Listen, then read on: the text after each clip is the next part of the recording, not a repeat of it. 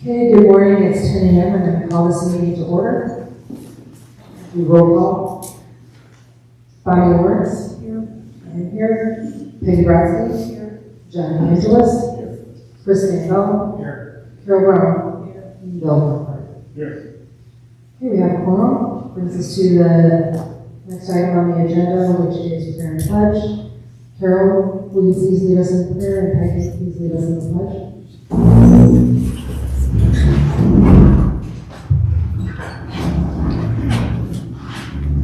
Father, thank you for this day. We thank you for our country. Ask that your Holy Spirit be with us here today. Help us to make wise decisions and be guided by you. In Jesus' name, amen.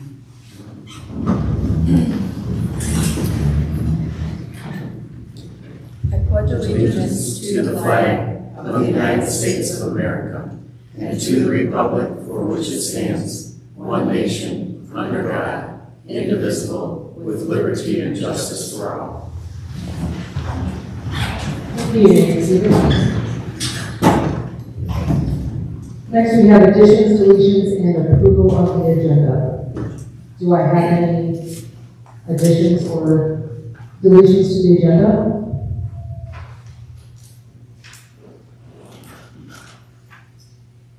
Seeing none.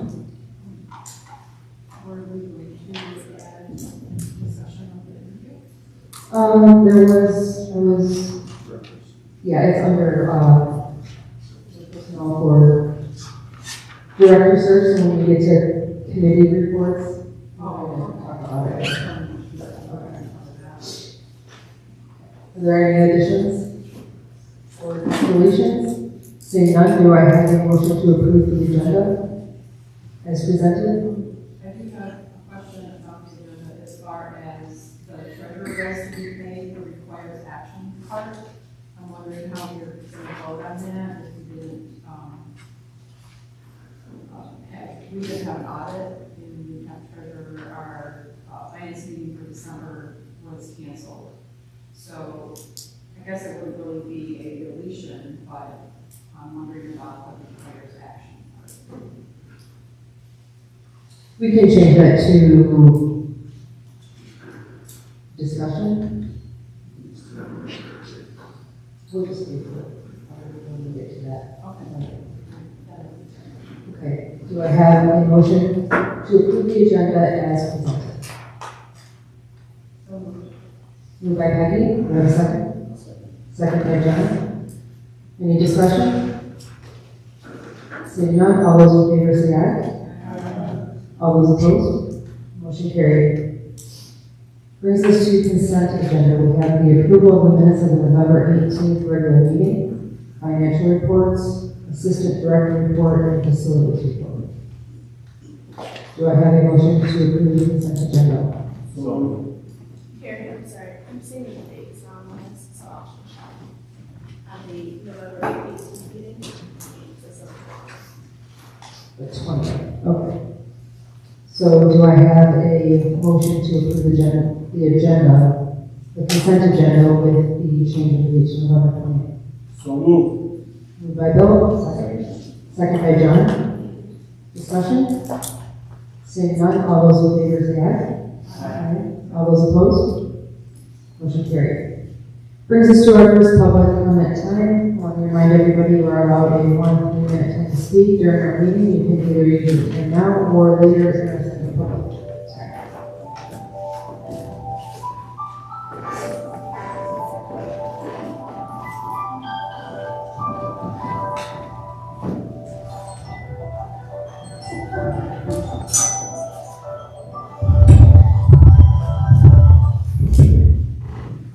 Welcome back from your December vacation.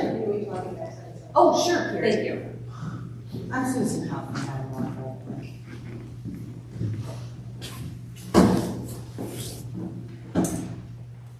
Okay, go ahead. Alrighty, so welcome back. November meeting was fun. Y'all kind of went a little crazy and just let it fly up there. Ms. Brotzke, who's danced a wide berth around the truth for the last 3 years, actually crossed a new line, and she denied her inappropriate behavior at the Lapeer Township meeting.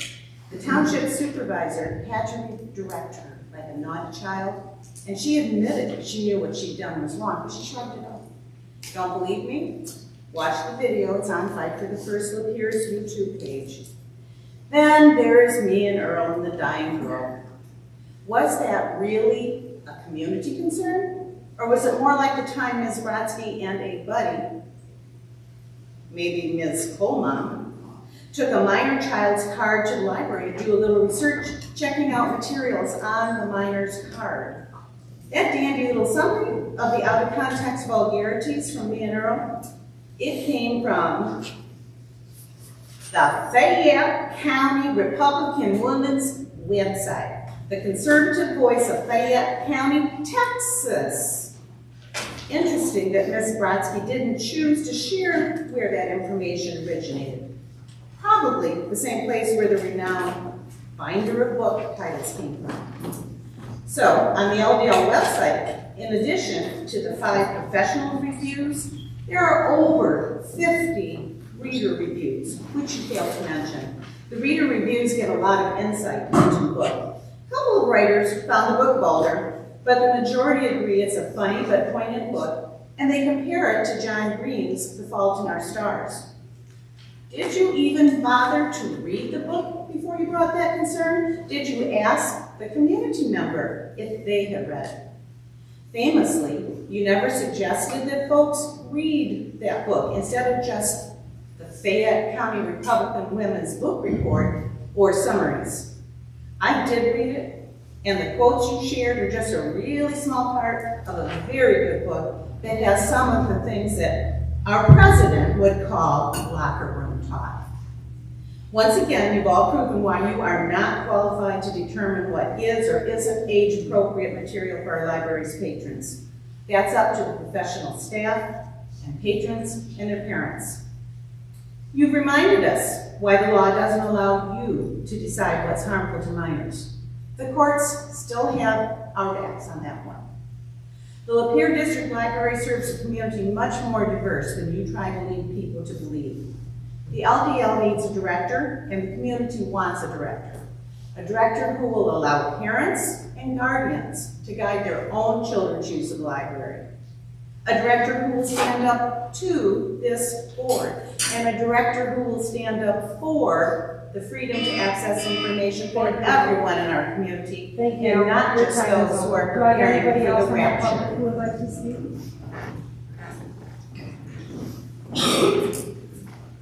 Leslie Getz, Mayfield Township. On Monday, I observed your interview of the library director candidate. Considering the legal fees that continue to be paid from our library funds and the fact that an attorney was sitting with the board, I was horrified when one of the trustees asked a seemingly illegal question. I expected this board to be properly prepared to conduct a job interview. Reading from Elliott Larson's Civil Rights Act, Act 453 of Michigan law, an employer or employment agency shall not make or use a written or oral inquiry or form of application that expresses a preference, limitation, specification, or discrimination based on religion, race, color, national origin, age, sex, height, weight, or marital status of the prospective employee. I would caution the board to be educated on what's appropriate and what isn't so that we don't open ourselves up for liability.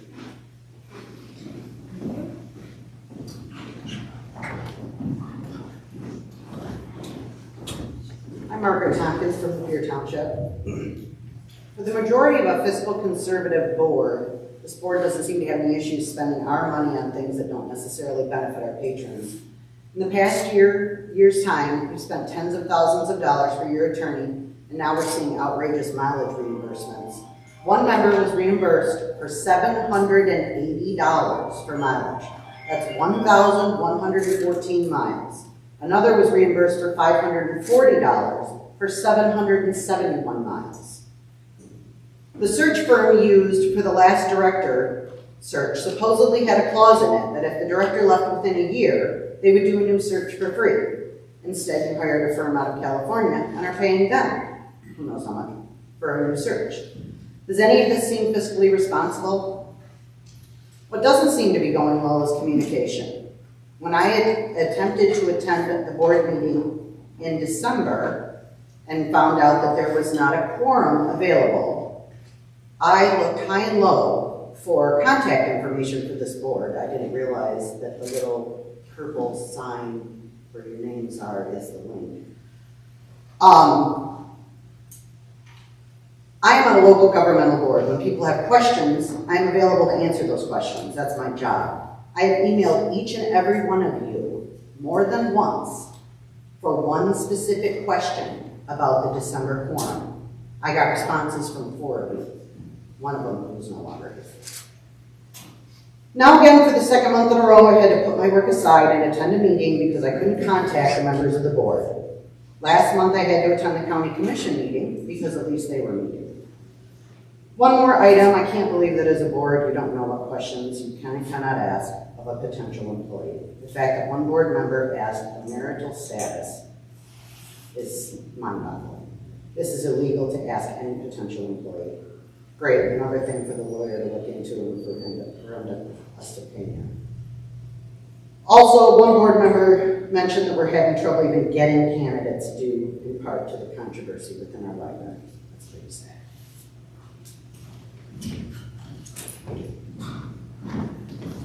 Rhonda Lohr, Marathon Township. Prior to the Christmas break, the majority board members Peggy Brotzke and Kari Kohlman complained to the county press about sexual language in the book, Me, Earl, and the Dying Girl.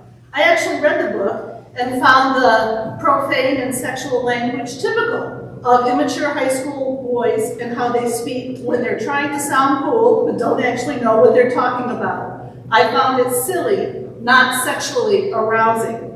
In Me and Earl and the Dying Girl, the protagonist Greg and his friend Earl have yet to develop their own voices. They watch movies they think are cool, then make their own video versions. Because they don't know what to say to others, they try not to say much at all. Greg's approach is to avoid and not offend the stereotypical cliques in his high school in Philadelphia. He is also careful not to offend Earl, who is black. The Dying Girl is Rachel, a classmate diagnosed with leukemia. Greg is asked by his mom to befriend her. Greg really doesn't know what to say to Rachel, so he lets her see the movie remakes. She finds them funny, and she likes Greg and Earl just as they are. Rachel's cancer then gets worse. Greg and Earl don't know what to do or say, so they make a documentary for her. They think it's crap, but she loves it. Sadly, she dies, but their documentary about her is discovered and gets shown in their high school. Finally, Greg and Earl are seen by their peers, and thanks to Rachel, they have something to say. They have taken a step towards becoming their real selves, and they aren't bad guys at all. In the American debate about banning books, courts have ruled that books cannot be banned simply by having one feature some people find offensive.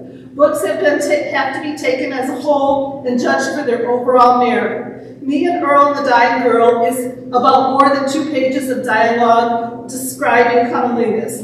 The book is not about sex. In fact, there's no sex in the book. The author made the hapless Greg and Earl virgins. So it's imperative that the board majority members read and understand an entire book and not condemn it because someone showed them 2 pages of salacious dialogue. Remember, this also happened with genderqueer, when Kari Kohlman's husband Tom, his sidekick Truman Mast, and county prosecutor John Miller looked at 1 page of drawings and swore that 25-year-old lesbians with short hair were teenage boys having oral sex. John Miller even threatened to arrest then LDL director Amy Churchill for having genderqueer in the collection. They hadn't read the book and didn't even know the story. I do have to give Truman Mast credit, though, for eventually admitting that he hadn't read genderqueer because he was afraid of it. Is there anyone else from the public who would like to speak? Seeing none, I will close public comment time.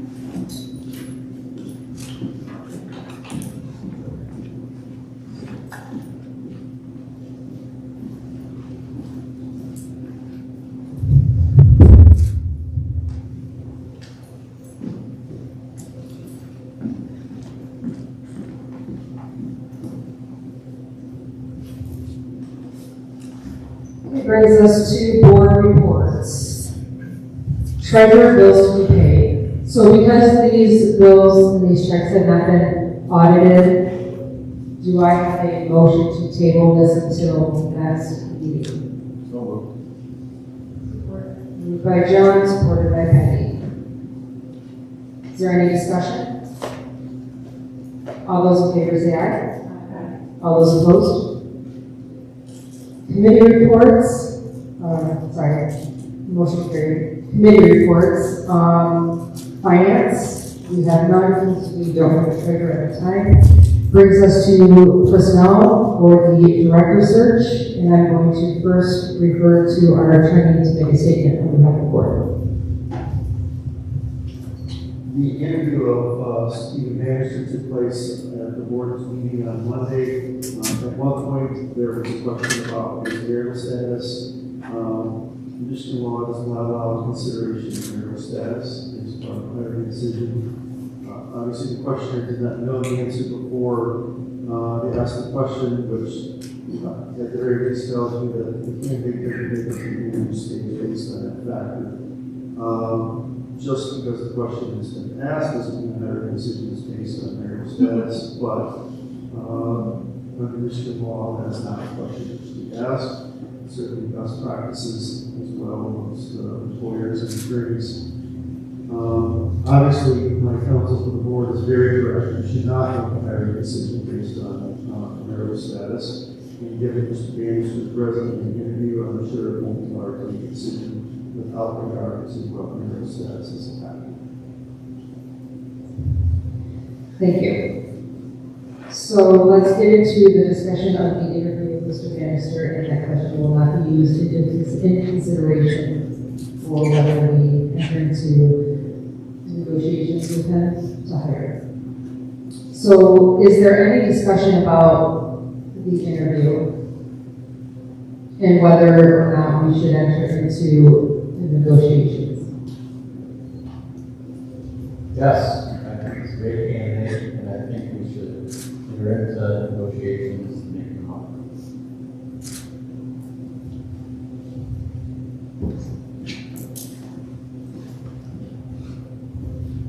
Thank you. I do not believe we should be offering a contract to Mr. Bannister. I don't believe we have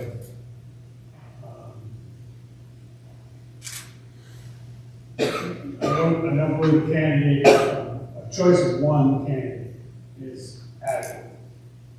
I mean, that's craziness to me.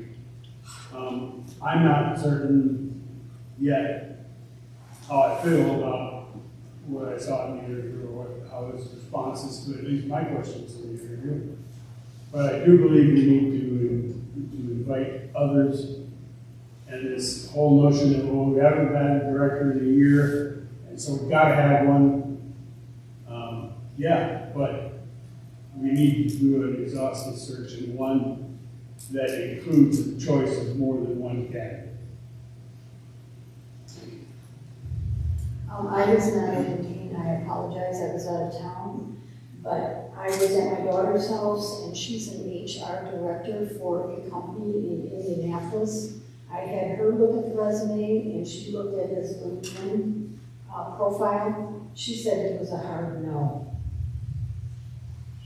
I apologize for not being politically correct in my interview with him. But not too much of seventh heaven, I think, I'm in a different decade. I think that it's worth pursuing negotiations with him.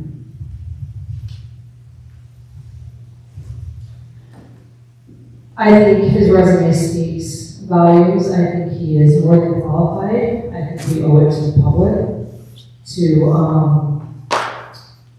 to find a director for them. I don't think that we should wait for another candidate to pop up. It could be another year. And with all with everybody saying that we need somebody immediately, I do believe that Mr. Bannister could really level up the library. I think he could do wonders. I think he could possibly find us another location to build. I know he's done grants, I know he can look into that stuff, and I think he could really be somebody that could be extremely beneficial to us.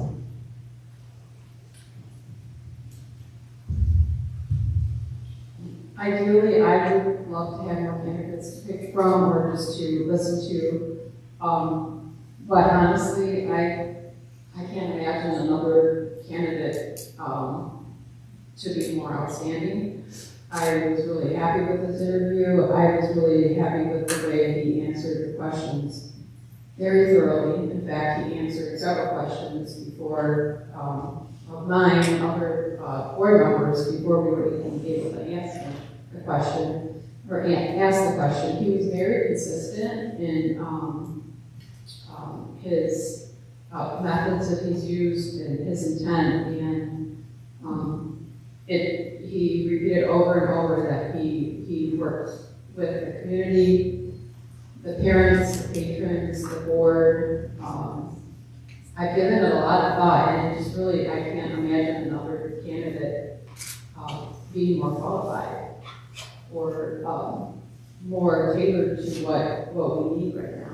I feel that as a board, we made a mistake as far as not finding an interim director immediately. That's what I think we should have done. And I have mentioned it in prior meetings and then just kind of, never took steps to do that. I think if we had an interim director that, possibly I would say, okay, let's wait for more candidates, but I think we're at a point where this director or the candidate he just shined in the interview as far as I'm concerned, so I don't see any point in moving. And I agree with moving forward. Well, that was my first meeting, which was very awesome, and I absolutely believe that the candidate is more than well qualified to do what we need him to do as a library and as a community. So I thought his answers were beyond thorough, which is what we're looking for. So maybe it's well thought out, not reactionary. I think we have a good candidate.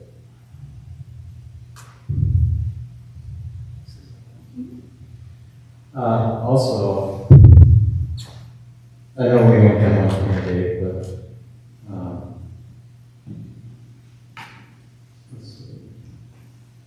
our search company is engaged with 181 candidates with over 1,500 total residents reviews since July. So we've worked hard and long at getting somebody, and I think we have a candidate that's wonderful.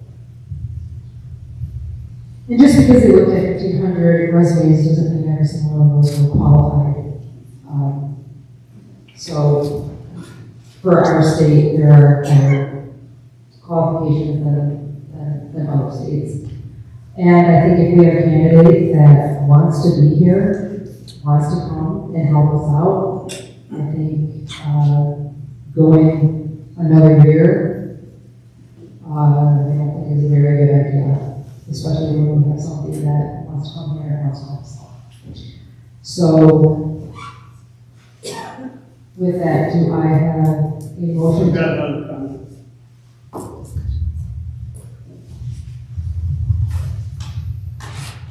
Have we done a background check on this individual?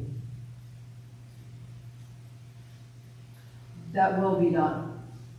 Well, we're talking about entering into negotiations. It seems Well, to be before he's background hired or investigations should be anything, done all of that further. goes into it. All that goes into, that's when background checks start, the application is filled out. So. So the answer is no, we've not done a background investigation. We don't know if any of this stuff is true or not. Not yet. We haven't done one yet. But we're ready to offer the job. We're not ready to offer, we're ready to offer into the negotiations. That's the job. So enter into next steps, whatever the next steps. It doesn't seem to me like you can enter into negotiations with someone if you haven't determined whether or not this is something we want. I mean, if you haven't, what about if we haven't done a background investigation? Let's suppose he's got a felony on his record. Don't you think we should know that before we offer He wouldn't an qualify. opportunity to go into negotiations? He wouldn't qualify to be a level 6 with a felony.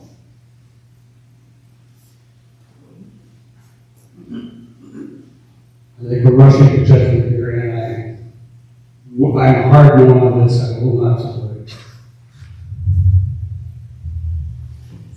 Is it even legal to do a background check before a candidate is actually applied? Yes, it is. For a job? Yes, it is. Okay. Well, I should let the attorney answer that question. It's very common it's very common for these things to be subject to the background check. okay. You're not gonna tender and walk with them before you got the background check. So next steps could be do a background check and then move forward? Yes. I mean, we're voting on next steps, not offering him a contract, right? That was what the motion was. So then, there was no motion. So do I have a motion to enter into negotiations contingent upon passing a background check? So moved. Support. Moved by John, supported by Peggy. Is there any discussion? Seeing none, all those in favor say aye. Aye. Roll call vote. Roll call vote. The board can call for a roll call vote. Okay, so roll call vote starting with Bill. No. Buddy. No. Yes. Carol. I am a yes. Yes. John. Yes. Tracy. Chris. Yes. Motion passed.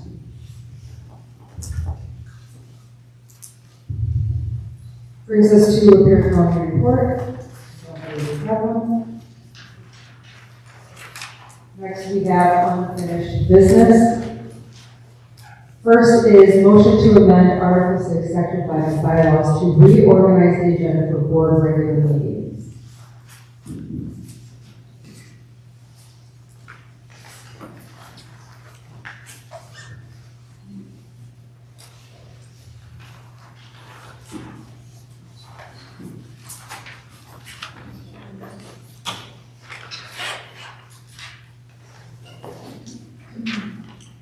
The board, Lapeer District Library Board will amend the Lapeer District Library bylaws to reorganize its regular meeting agenda to provide for the board comments or request for information agenda item to take place immediately after the second public comment agenda item and immediately before the adjournment of the agenda.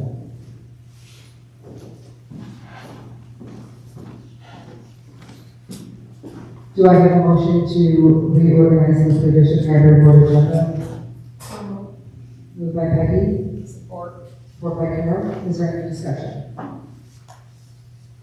Seeing none, all those in favor say aye. Aye. All those opposed?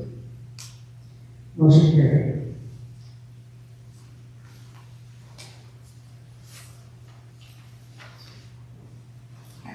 Next, we have a motion to amend Article 6, Section 5 of the bylaws to remove the Lapeer County report from the agenda on regular meetings. I did contact the chairman of the county commission, Gary Howell, and he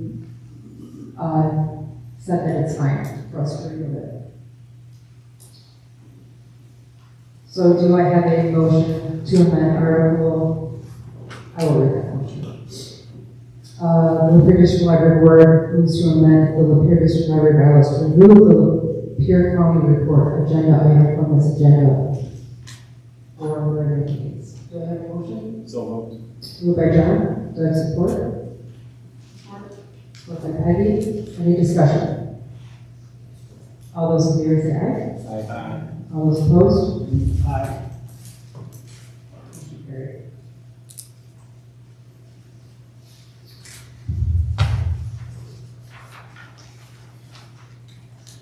Next, we have a motion to amend the FOIA fee policy. The policy will then read, unreasonably high cost labor fee shall not be charged for one searching for, locating, and examining of public records, or the cost of the deletion and separation of exempt information from non-exempt information. unless failure to charge a fee would result in unreasonably high costs to the library because of the nature of the request in the particular instance, and the library specifically identifies the nature of these unreasonably high costs. Subject to the above mentioned requirements, the library shall charge the labor fee when the request requires more than $75 of labor of employees or contractors, including attorneys, as such a request results in an unreasonably high cost. When this was raised at the previous meeting, one of the board members identified in a Michigan Supreme Court case that said at that time, under the Freedom of Information Act, they couldn't pay for attorney fees or couldn't assess attorney fees as part of the Freedom of Information Act response costs. He was correct about that decision, but after that decision, the legislature changed the statute to allow it and specifically authorized it, frankly, for that purpose. Thank you. Do I have a motion to amend the FOIA fee? So moved. Moved by Peggy. Do I have a second? Second. Second by Carol. Any discussion? All those in favor say aye. Aye. All those opposed? No. Motion carried. Brings us to the 2026 board meeting schedule.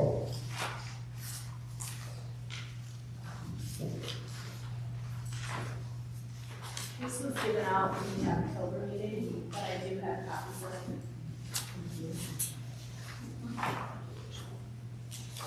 I want to present to the board that Oregon Township Hall, we went there for our social meeting, and it seemed to be a very lovely place. And they have agreed to take our meetings, or to hold, for us to hold our meetings the third Thursday of every month at 10 a.m. at no charge.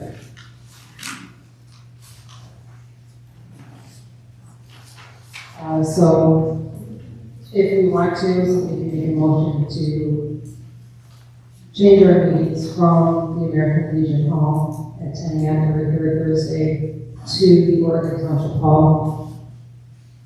We can keep on here. How much are we paying the region I believe it's $100. $100. per meeting? Yeah. So if we could, we're actually free. I'll make that motion. Okay. Motion by John to move our monthly meetings from the American Legion Hall to the Oregon Township Hall. Support by Peggy. Any discussion? All those in favor say aye. Aye. All those opposed? Motion carried. So our meetings are still going to be held on every third Thursday at 10 a.m. just at the Oregon Township Hall. You have to approve the schedule then. Yeah. And then we're going to, do I have a motion to approve the dates for 2026? 10 a.m. every third Thursday, January 15th, February 19th, March 19th, April 16th, May 21st, June 18th, July 16th, no meeting in August, September 17th, October 15th, November 19th, and December 17th. Can we have a discussion just briefly? I'm wondering if any of the other board members are interested in having an August meeting and not a December meeting. I don't know if that's something we should think about. I really don't. I know August is a busy time, but December is also a busy time. I'm thinking of, I think everything is taken care of by December as far as. I can talk after. Okay. So it's just an idea. I didn't know if anybody else would be in favor of that or have any thoughts on I would say that for wrapping up business, December is important, but it could just be done in November as long as we know there's not a December meeting. So there are some things that may have to, like the certain things that get pushed to January, but as long as we know that there's not a December meeting, most of it can be done at that time. So.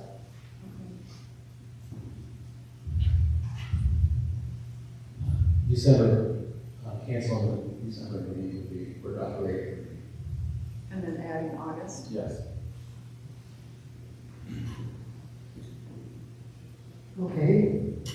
Any more discussion? Does anybody want to make a motion to change August and December's? I'll make a motion to add the August meeting and, no December meeting. I'll second this. The approval is to approve the schedule with As it is with with those the- amendments. with the So amendments. it's, Yes. A motion to approve the regular board meetings for 2026 with the amendments of adding an August meeting and taking out the December meeting. that's the motion. I believe it would be August 20th, is that correct? John.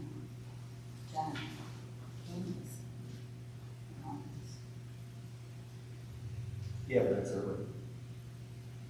That's for the 6th, so we should be done at the 20th. But I like what you think. So would that be August 20th? That's what the third Thursday is August 20th. Okay, so adding in August 20th, 2026, and taking out the December 17th. Approving the regular board meeting for 2026, adding August 20th, 2026, and taking out December 17th. So moved. Moved by Peggy. Is there any support? I'll support. Supported by John. Is there any discussion? Seeing none? That's just Carol, I think you're right. I think Candace will walk right into that. Because, the primary, well, I guess it's 2 weeks. We're going to be okay. I take that back. We'll be all right. any more discussion? All those in favor say aye. Aye. All those opposed? Motion carried.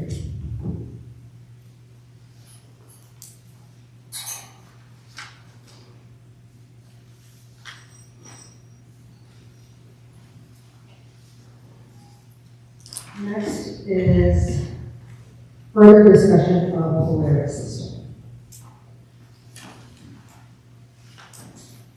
Peggy, do you want to discuss that? I just wanted to follow up on it, at our last meeting, I asked Kara to gather some information as far as, what Polaris offers for terminal functions. So I wanted to follow up on that. What I have found is that, from the information on the website, and 2 House representatives, that parents do have options for some, parental controls. So I wanted to follow up and see what you would find out about that. So I'll read this. This is a chat that I did with so for everybody, excuse me. Polaris is our new ILS system that our consortium is moving to. How I describe it would be like taking out the guts of the library and replacing it with a new gut. So it's a huge system. Our current system Horizon is fairly old. Polaris is pretty much the standard. So I'm really excited to be moving to this. I think our futures will be excited. There is a lot of work that's going into this stuff. So I reached out to our consortium rep, our consortium assistant director, Peggy, who got on a chat with me, and Michelle, who is this. So I let her know what Peggy had found out, and that we just wanted as much information as possible. So she said that there weren't specific controls or settings that could be turned on, but we did talk about the parent email, which is what most of Peggy found out too. So for instance, if a parent wants to be notified when a child checks something out, and reading from the second section right here. The parent email would have to be on the child's account and also be subscribed to email receipts. So there are more work set up procedures that will be in place. Players have associated features to allow parents to block if their child is blocked, that cost will be set up. Could you slow down a little bit? Sorry. And I have copies of this too. This is just a chat. So. So then I asked Michelle, you say subscribe to emails, would that mean they can subscribe to us and always get an email receipt every time there's a transaction on the account? Or would it be similar to how it is now, if the email is printed, and email is for notification, they would be sent an email. Michelle responded that said they only get email receipts for checkout and card payment, they would not get overdue notices, fines, etc. If the parent's email is on the account and the notifications email, then the parent would get notices of a hold overdue fines. Many libraries set this up if there are email receipts not to also get print ones, that you can choose to do there, basically. Also to clarify, there are notices and email receipts, so two things at play, you can do both.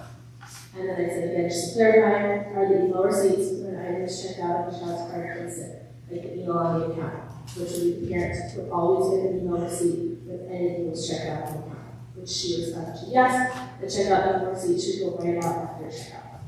And then she let us know that coming soon, in Vega, which is the patron side of things, they will also be able to link to their child's account and see everything without having to log into the child's account. So I said, just to make sure I'm getting complete pictures of the board, are there any other parental options within the system they should be aware of? And she answered, not that she could think of. I pinned her and said, if there's anything else that belongs to this category, please update me so I can pass the information along. So basically what this means is that if every child's card has to have a parent associated with it, they have to be there to sign up for it.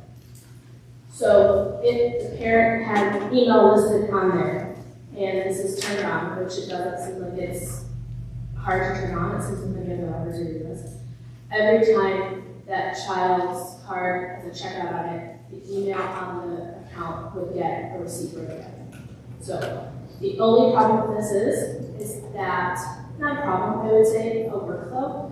The only issue would be is that a parent may not ask for email notifications, they may want text notifications instead. I do believe that they can only choose one, that's how it is right now for Verizon, so we have to ask them if they can choose multiple of them.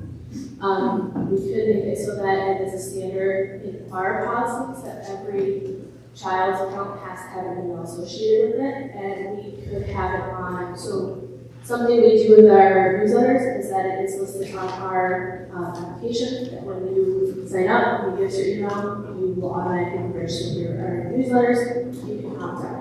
We can do the same, saying, if you're signing a children's card, if you don't provide an email, you will not be provided email receipts, because we can't deny a child's card just based on the parents want not to have email notification, if that makes sense. Again, the only qualifier to this is I don't think it can be retroactive. I think this would be for everyone moving forward. Now, of course, if you have, if I'm on a child's account and my email is listed, I do believe that in the Lapeer system, it's going to send me an email when the child checks out. If I'm a parent and I have text on there, and that wasn't on the application I signed, we can let them know about it, because they can add an email for checkout, but we can't change everybody automatically over to email receipts. This only works for email, Yes, yeah, that's what Michelle said, and it's just email. So, and like you saw there, it is an instant send out. So how I describe it is that we have people who, when they're checking out the book in front of us, they can choose to get an email receipt, they can choose to get a printed receipt, and they can choose no receipt for us. We'll let them know. This is not that. This will automatically, from what Michelle's answers are, this will automatically be sent out. Because I asked her if it was instant, and she said it was instant. So, and then the other one, Beta, that she said there, so Beta is patron side, so if you go on our website now, that's what it'll look like, and they can attach their accounts to their children's accounts on there too. So, I think, she had a question.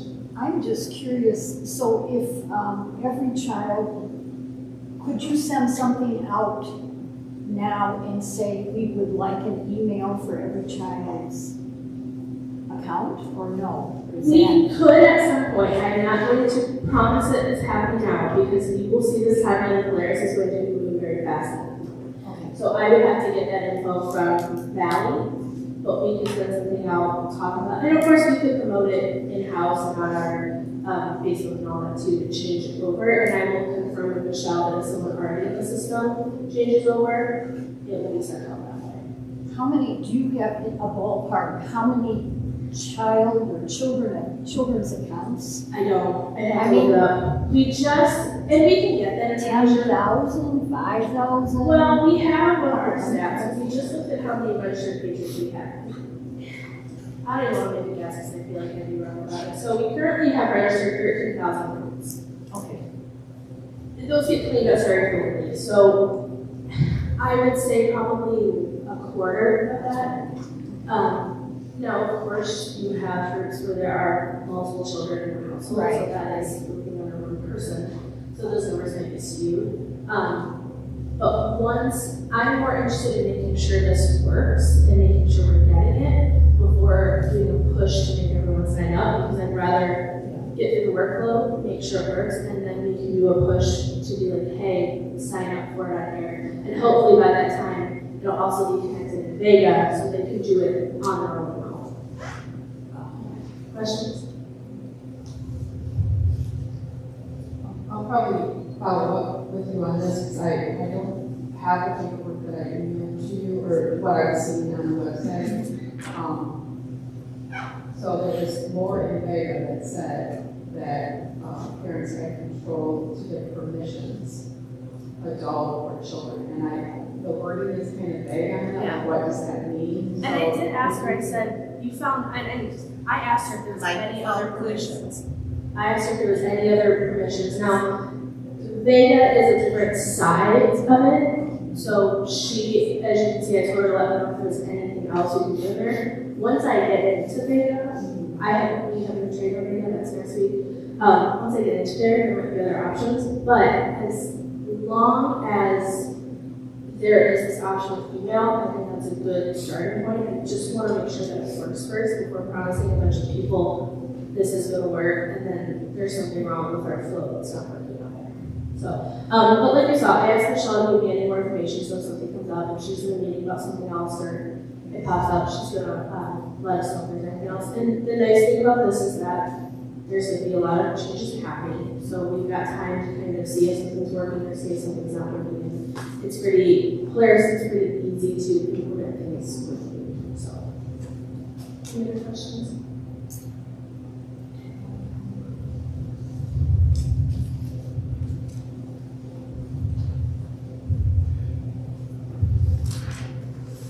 Okay, if there's no more discussion on that, we can move on to this.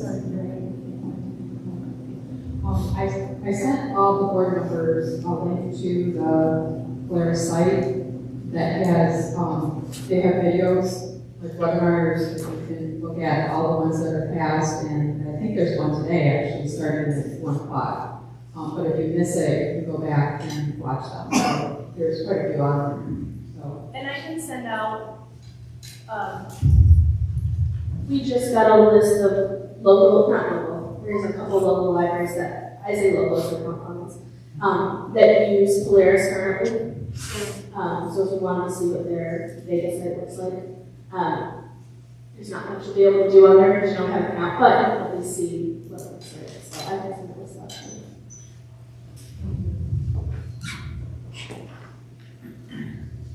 Is there anything else? Okay, we can move on to new business. First item is new member introduction. We have, the county has appointed Chris VanBelle from Oregon Township as our new board member. So, welcome, Chris.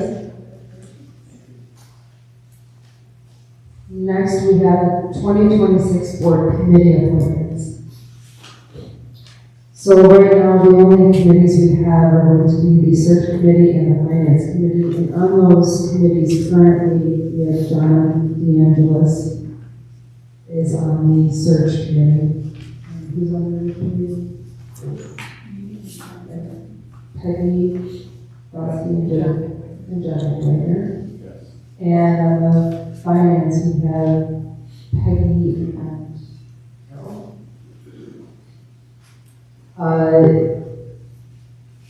is there can I have a motion to possibly just keep those, and anybody else want to be on those committees?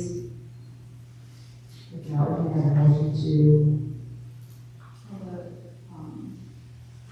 Audit and Finance Committee is going to be Right, it's on the committee appointments are first, so. I'll move that those committees are easy. I'm sorry. Kari's listed was. Okay, we have to, okay. So I will make a motion for, Peggy Brotzke and Carol Brown to remain on the finance committee. I'm sorry, would you just do that first? We'll just do one of them. Is there a second to keep Peggy and Carol? Second by John. Any discussion? Seeing none, all those in favor say aye. Aye. All those opposed? Motion carried.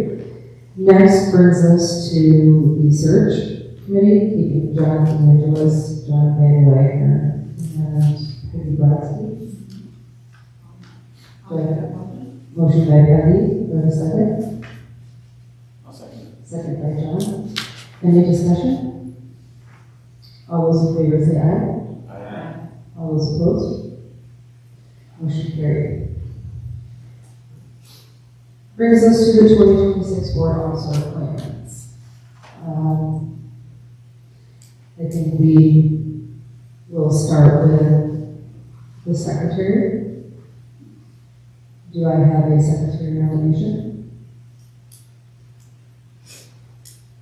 I nominate Peggy Brotzke to be the secretary for 2026.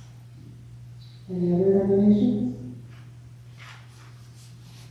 Okay. Second for John. Any discussion? All those in favor say aye. Aye. All those opposed? Moves us to treasurer. Motion carried. Moves us to treasurer.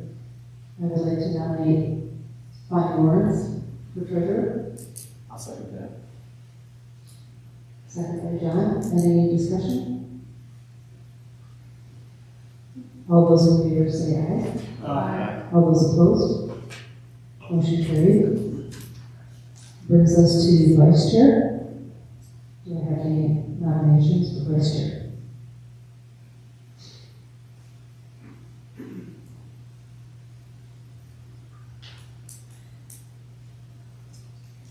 You. Me? Okay. I don't know.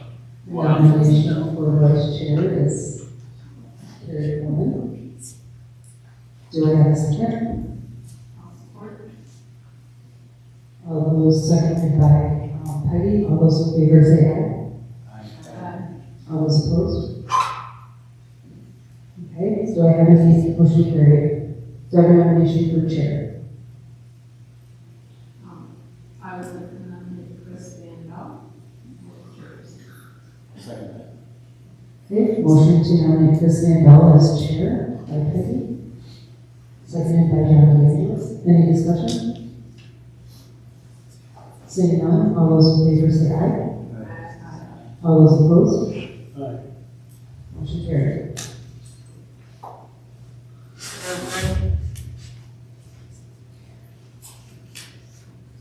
He brings us to the 2026 credit card approvals.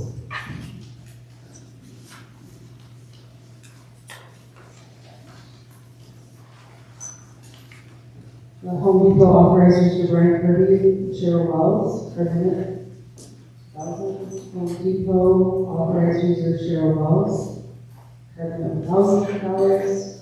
Card Service Center authorized user Cheryl Wells, President $5,000 authorized user Teresa Chase, President $2,500, Marathon West Bank authorized user Brian Kirby, and President $500. Do I have a motion to approve the credit card? So moved. Second. Moved by John, seconded by Carol. Any discussion? Can I ask, who is Cheryl Wallace? That's okay. You've probably seen her when you walk in. She's our purchaser, and she also does purchasing as a career. She buys all the supplies for programming. She also helps with acquisitions, covering books, putting our ones on the website. Maybe someone at admin. Yeah, she's at admin, yeah. Thank you. Any more discussion? Seeing none, all those in favor say aye. All those opposed? Motion carried. Brings us to February, March staff training closures.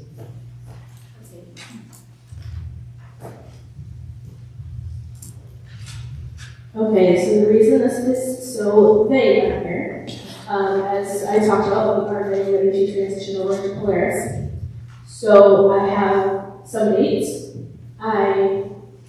The team is very confident on these dates. I am not going to be confident on them until we get a little closer. So the transition date is going to start February 18th. That entire week we will be without a system to check items. We can still check out and do patrons, but starting on the 26th, February 26th, we will move into Polaris.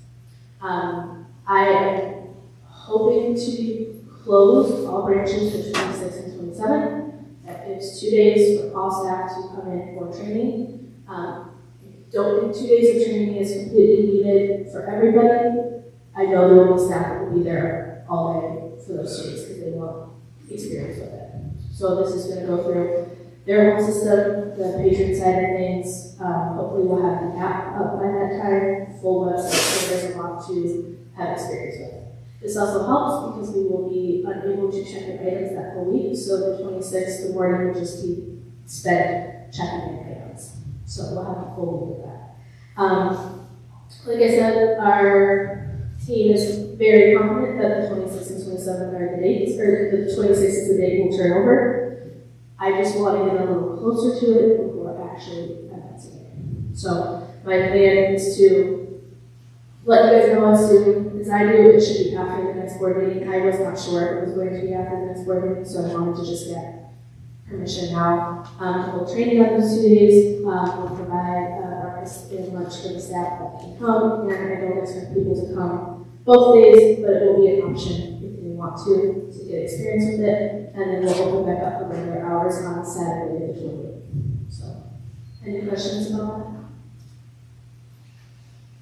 Okay, and I have no problem, like I said, when if it is the 26th, I plan on doing it 2 weeks before, as long as we're online there, so I should have that initial date by the next meeting, but I would rather just know ahead of time in case something changes, so.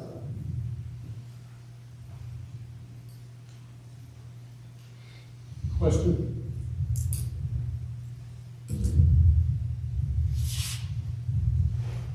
Yeah, Carol, will all the branches be closed at the same time? Yes. So every branch will be closed? Yes. One of the hard things about training is we have so many different branches with different time openings. So I don't feel like it's fair to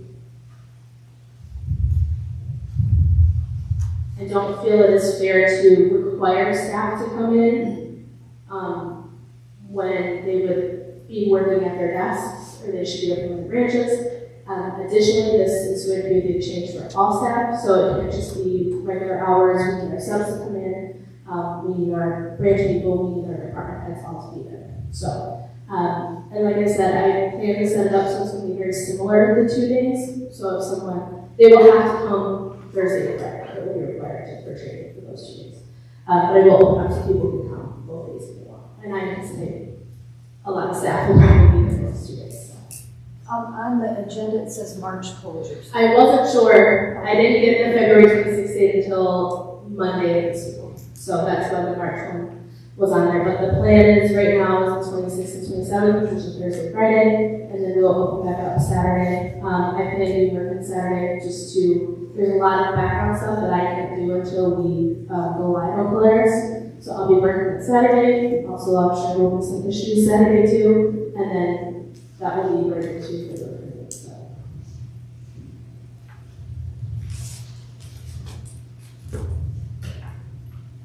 Okay, do I have any motion for staff training closures of February 26th and 27th? So moved. Okay, moved by Bill, second? Second. Second by John. Any discussion? Seeing none, all those in favor say aye. Aye. All those opposed? Motion carried. Okay, brings us to the next item, which is motion to change identification of library sections. So this motion is to reflect the demographics that the respective sections of the library are intended to serve. The library, the Lapeer District Library be identified as a section, or the sections for children, teens, and adults, respectively. Additionally, library staff is directed to update signs within the district libraries to reflect this change, and that the following policies be modified to reflect this change as follows. Patient behavior policy, section 3. The last sentence of this section be changed to read as follows. Adults may read aloud to children in the children's area, provided that they are reading in a voice that would not reasonably disturb others. Section 5 and 6 changed to read as follows. Children ages 3 and under must be within the visual contact of a parent, guardian, or responsible caregiver at all times, including during programs and visits to the restroom. Children ages 3 and under may not be left alone in the Children's Services Department. Material selection policy, section 2. The second sentence of this section is changed to read as follows. This statement of policy applies to all library materials and collection, including adult, teen, and children. And then article, or section 4, the second sentence be changed to read as follows, that staff operates within the areas of service to children, teens, and adults. I think that first section is supposed to be unreasonably disturb others. Rather than reasonably disturb others. Oh, yeah, and also we have changed, in entire meetings, we had a motion to change from ages 3 to 5. Well, that was what we did. Well, it's not. I'll have to check and see. Are we able to vote on this today? Is this something that we Yes. saw a month ago? Yeah. Okay. We talked about that. This is a policy change. It's a policy change, so because it's a policy change, those can be voted on in the same meeting. The bylaws is enrollment requires 2 meetings. So the age limit should be 5 based on the last change? Yeah, there was The ages. Children's ages. We amended that. It was 5.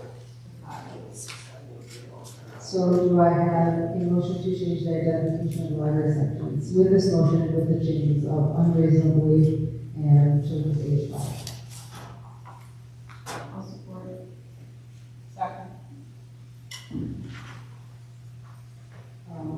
Peggy made the motion and the second by Carol. All those is there any discussion?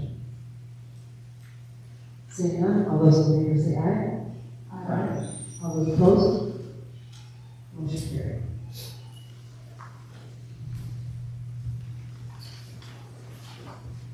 Before we move on, I just want to say, Kara, can you make sure that all of the policy changes that we have made and all the bylaw changes that we have made are updated by the next meeting on the website, and then also have new bylaws and policies printed for everyone on the board. So.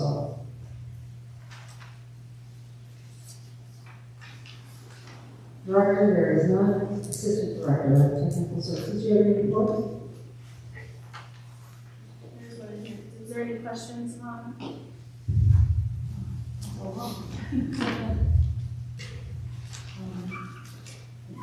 In the past, we went through Yeah. everything.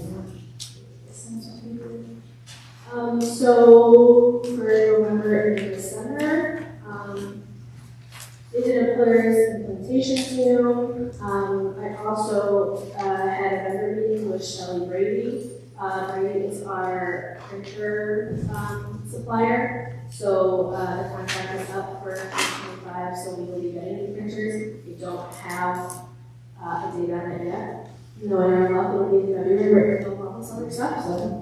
I did, in December, we did acquisitions workflow for Polaris. So I'm the only one who do acquisitions on there. I did it a little bit with Cheryl, who was just looking to do materials. It's going to be a big change, and I say that because there will definitely be some bumps because it's just very different, but I'm really confident with Valley and the team that we have, that they'll be able to work through it with us, so I am excited to get to work in their acquisitions area. And also that meeting in December, I also did an LC call meeting and Valley meeting in December. We met a little bit in the children's department to just talk through their plan for the year. And then migration committee, Polaris LX starter. That is that was just last week. It is Polaris's option for patron notification emails. They sent one out already.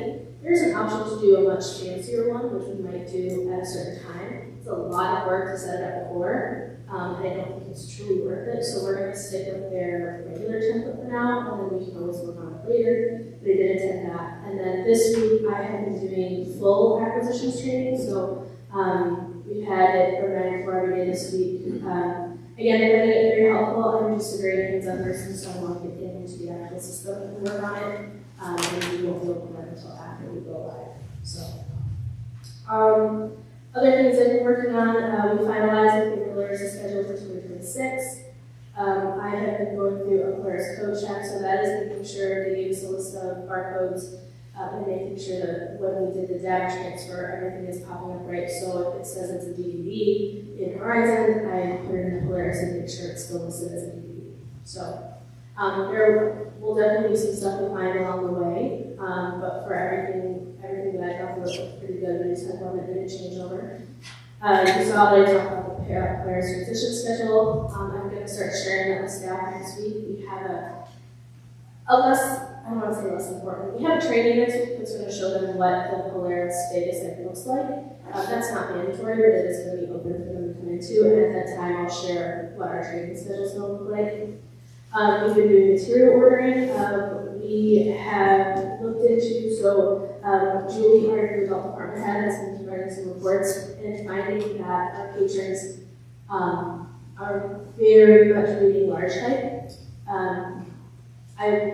From what I remember from our conversation, so she did a pull list to see, again, when we do pull lists and we do reading, we do it by how much stuff is checked out. Usually within 2 to 3 years, we have to keep this stuff on the shelf.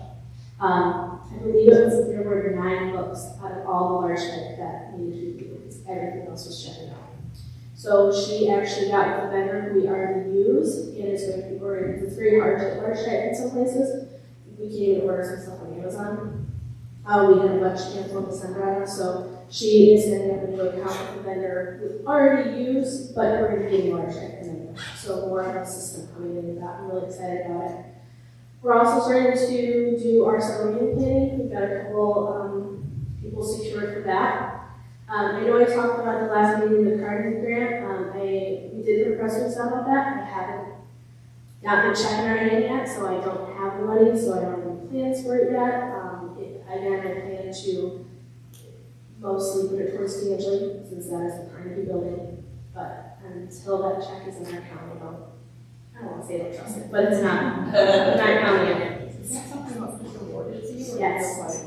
So in probably spring of last year, I got a call from someone in New York, which I thought was fishy. He said, he had a British accent, I said, listen, he's fishy. And he said, I just wanted to confirm that the Lapeer Survivors Marriage Branch is still up and running. And I said, yes. And he said, oh yeah, it's on. He said, can I get your email? And I may have had to fill something out online, but it was literally like, yes, it's up there. There was no other information. So, from my understanding, and there was a great press release, our marketing assistant Peggy Brotzke, the Carnegie Foundation gave $10,000 to every operating Carnegie library still in America. So they provided all the info about that. They provided the copyright for the newsletter for that. So, and the plan is to put it towards DeAngelis. There's definitely some updates inside. We're looking specifically at potentially some new shelving in the kitchen area. And that is probably going to be $10,000 sounds like a lot, but we want to make sure that it's done right. And you can't just go buy a shelf from Walmart and go buy their books. So that's the plan for it. Kind of just thinking around it, but Again, I'm going to kind of work with Brian Axel, Cedar Jarrett, and Julie, and Alexis at the Nation, and I think that's where the majority of the nations all apply. So. We did repost the head of children's department job, so that was just reposted on our website. I'm going to try to get it on initially too. And then the only other personnel thing, we are really looking into getting, so we hired the 6 people in the fall. Alexis and I have been talking about scheduling. We're still a little worried about nights and weekends. We usually only have 1 or 2 people who can work those. So we'd like to do another call out for just people who have availability for nights and weekends, and also for nights and weekends for a page individually. We are currently down to 1 page individually. Depending on the time, we've had 3 to 4 working. So it's definitely something that we could use right now. So that's the plan for that. Upcoming meetings, we have our MMRFA renewal meeting.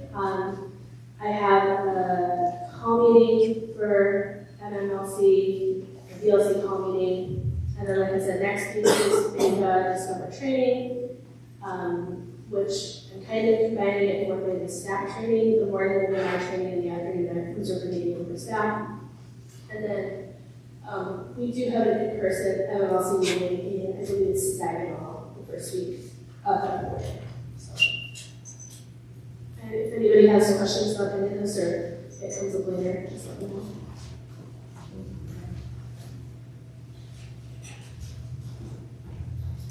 Thank you.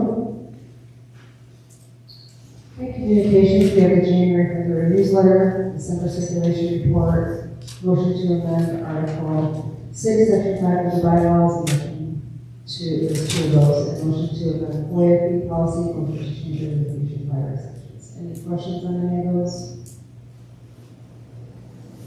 Okay, brings us to friends reports. Since there was no meeting in December, I would like to provide our friends an opportunity to give us a report this month.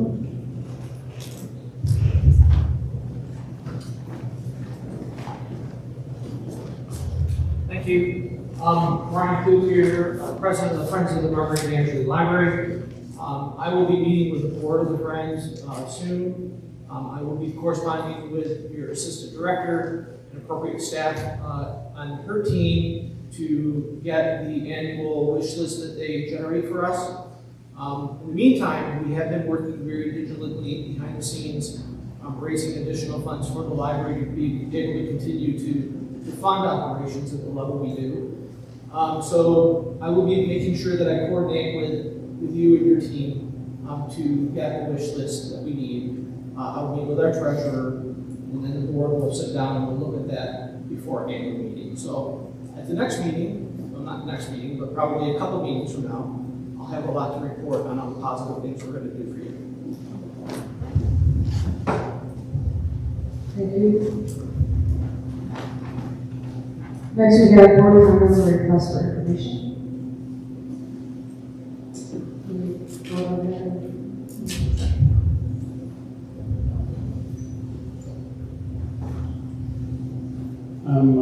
I just want to congratulate Kara for the job on the Carnegie grant. I think that's an amazing thing. And there are not nearly as many Carnegie libraries around anymore. Yeah, it used to be really a lot of them, like you said. So congratulations, I think it's wonderful.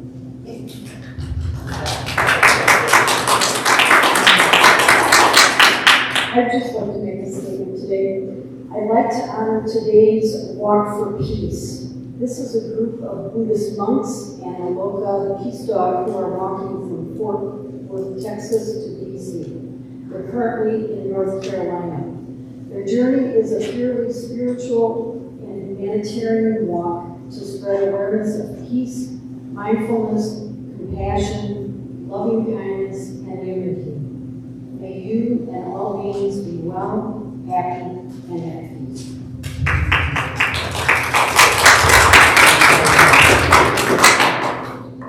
Any other board comments? I'd like to welcome Chris VanBelle to the board. Thanks for with us. Hope you have a good there.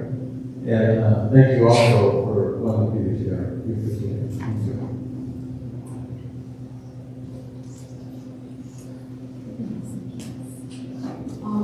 I do have a request of information from Carol. I noticed there was an LDL donation day listed on the website, and you had told me that's for friends, like for friends. So I'm just wondering why you don't call it on the website Friends of the Lapeer Library Donation Day. Why it's called LDL? Just a Yeah, it's a long title. It is listed in the bottom and on the graphic. Okay, so it explains it. Okay. All right, and then you said that they take the donations and then they sell the books and then kind of The money is for programming. programming it kind of comes back to the library, and then any books that they didn't sell would just stay with them, right? I believe they get rid of them after a certain Okay, time. all right. Well, just a suggestion. I know it's easier to say LDL than with your library. And also you gave me information on, I asked for information on needed books, like some sort of inventory of the books that actually get pulled out. You said you sent me what you had, which was, looks like just kind of a data of what types of books. So It's titles. that you have titles? I sent them to you. Oh, okay. Let me know if you know, because it was, so I first sent the data that was just numbers, and then I sent the data that was just titles, that was only through August, because that's when they added a new library to VLC. Right. So I'll take another look at that. yeah, if you don't have it, just let me know. I sure will, thanks. So the comment about the mileage, it's not mileage, it's reimbursement for meetings. So I guess I would have a question for you, Kara, or whoever can answer why it's listed as mileage. Just how it's a sheet that's filled out. That's what we know. So the sheet that we fill out for meetings that we attended, it's kind of a dual sheet for mileage, and so that's why it's listed as mileage. But it is actually for, my reimbursement was for 8 regular board meetings, 8 finance meetings, and 10 ad hoc committee meetings. Our bylaws would say that we, board members can get reimbursed $30 for each meeting, and Michigan law, it says up to 52 meetings. Michigan law does allow for regular meetings and committee meetings, so just to clarify that. There was mention too of the lawyer fees. That was also a concern that came up at our township meeting. I feel once we hire a trusted director, that many of the things I go to our attorney for, I will be able to go to our director and get answers, and don't have to go to the attorney. Right now, I've said this before, that we're all super cautious and consult our attorney a lot, and so I'm hoping that will reduce once we get a trusted director.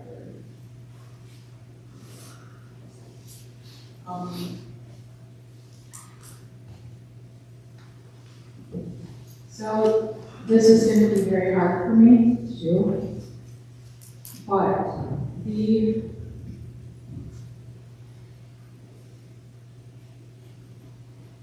the issue of being Earl and dying girl, what I did not seek out this book, it was brought to my attention, and my main concern about it is that unless you really dig and go on the website and read the reader's reviews, if you look at professional reviews, there's no indication that this language is going to be in there. So, to the person that said, I read this book and I wasn't sexually aroused, that's way different for an adult than it is a 12-year-old. And it's different when the 12-year-old is not expecting that, and the 12-year-old does not see it coming. And that's my issue with it. I don't know why it matters so much where I got this information, but once I became aware of it, I felt it was really important for the board to know about it. Because we have this book in the library. Imlay City has this book in the library. Imlay City also has the Plastic Pickle Factory that is bread and butter for many, many of our families. And in this book, there is a very vulgar reference. On page 74, it says, "Yo, Pocky, throw me to Whole Foods, so if you need some funky plastic pickle relish for that pussy, just holler." That's one. And yeah, I didn't read the whole book. I did go to the library, I checked out the book, I verified the pages, to make sure that, yes, we have that book, and yes, that language is in there. I would agree that if this language wasn't in there from the reviews, it sounds like it could be a very, very entertaining book. But we really have to do better. We have to do better at knowing what is coming into our library. I don't know if anybody on this board know that book is here and had those type of references. I don't think so. I don't know how it got in the library, but I doubt that the librarian or whoever decided this book should come into our library knew that was there. It's also been brought to my attention that the Glassic has forwarded this information to their legal department. I don't think that anything like this should be in our library. Whether you agree or disagree on what age a child should be reading this or that, a child picking up a book and not knowing what they're going to be coming across, and a parent not knowing what I'm handing to my child, unless so that is my biggest issue. There are 1, 2, 3, 4, 5, 6,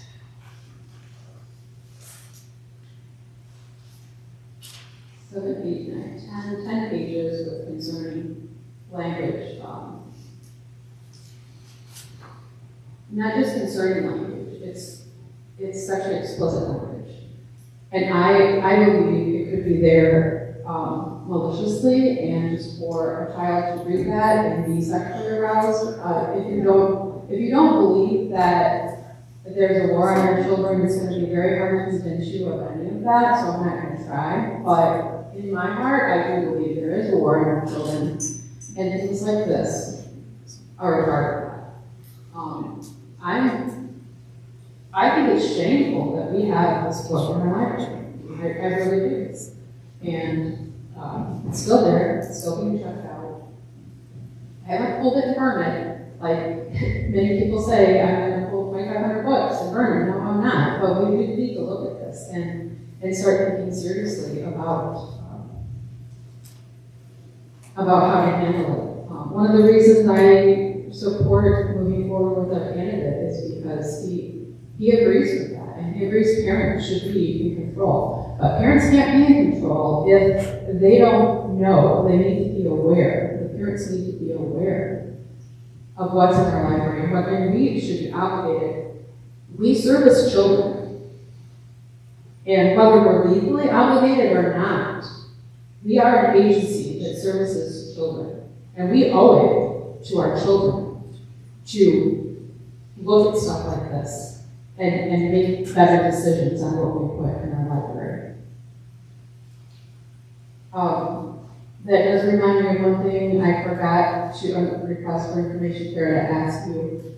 Have you had a chance to meet with your staff to consider using other resources for reviews, like to guide them when they're looking? We can use Which one specifically? Well, we had that discussion and you told us what you do use currently, and none of those reviews brought up anything like this. Is there, So, I'm happy to talk, I mean, you were here when Julie and Alexis were here. right. So if we have recommendations about other sites to use, we can have, like, we get the magazines for the other ones. I'm happy to get those ones too. I don't personally know of any, I mean, I know we talked about, what was the one? I believe it's Common Sense. Common Sense Media. Yeah. Do they have a publication we could subscribe to? I can check for you. Yes, because we could, if they have a publication, we could subscribe to that. Okay. Yeah, that was just one, resource that I come across, but I do think it, there may be others. Yeah, You know, I'm just not let a us know. professional librarian, but I will be my abilities and look and see if there is others. So, I just said that. Here. I want to commend Brian and the friends at the library. I saw the baskets you made there for sale, and they were very nice. And I just want to say thank you.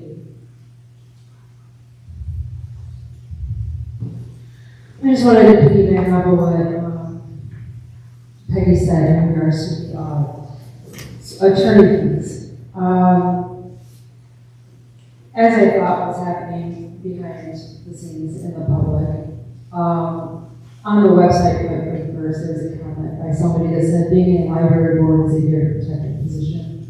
Other than removal for committing a felony, dying, or resigning, the only way off is for the governor to remove a trustee, and we've been told that just doesn't happen. And another member from the public said, oh, in my kind of line, I can totally make that happen. So if you were us, you would also be seeking guidance from your legal counsel to make sure that you're absolutely crossing the T's and dotting your I's, because you have people in the public who are actively trying to find ways to remediate it. So, the attorney fees are a direct reflection of what we are getting from the public.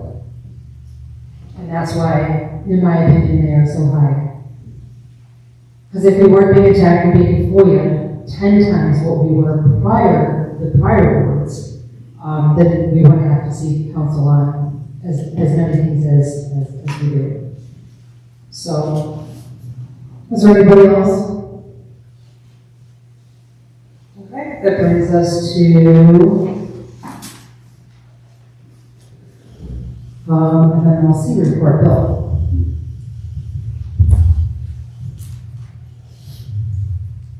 I attended the Michigan, or the Mid-Eastern Michigan Library Cooperative meeting on January 8th. We held at Gloria Coles Library in Flint. We had a packed agenda, including going over the audit report that Lewis and Mount auditors did.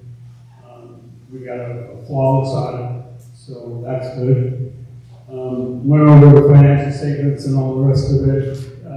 Took a look at the plan of service and made some revisions to the plan of service. For those of you who don't know what the Mid-Eastern Michigan Library Cooperative is, a little bit of history. The Lapeer City Library joined the MLC in 1973. In 1977, the city library became the Lapeer County Library.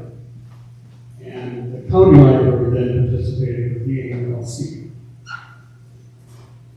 Throughout 2002, there was a bunch of discussion and investigation and research done, meetings and more meetings, and the decision that was made to change the Lapeer County Library to the Lapeer District Library. That became effective on January 1st, 2003. And the LDL has been a member of the MMLC ever since. So we've got a 60-year commitment to the MMLC. The benefits of the institution are that we share information with other libraries. There's some revenue sharing going on. There's some great advantages to coming to be part of the MMLC.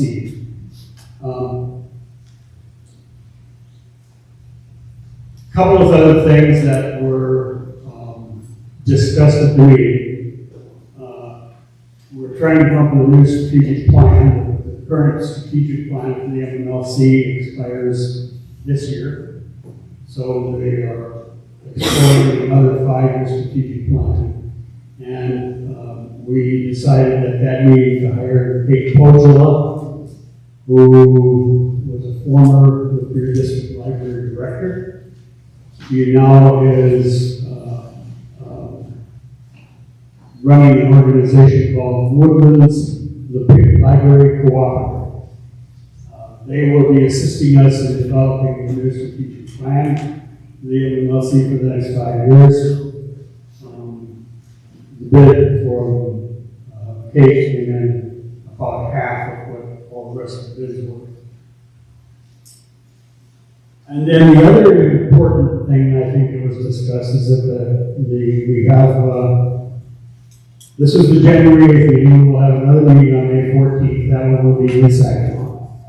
And then on September 10th of 2026, the next meeting of the MMLC will be right here at the Marquardt DeAngelis Library.